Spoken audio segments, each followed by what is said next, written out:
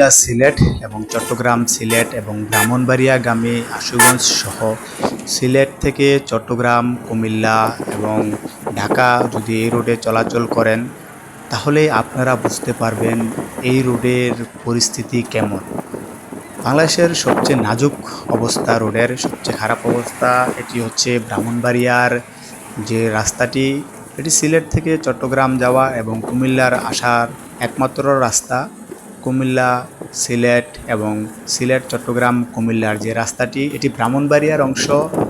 এখানে সরকারের যে উন্নয়নমূলক চলমান কর্মকাণ্ড, রাস্তার যে উন্নয়নমূলক কাজগুলো করা হচ্ছে, সেই কারণে রাস্তায় প্রচণ্ড ধুলাবালু এবং রাস্তার অবস্থা খুবই বাজে অবস্থা।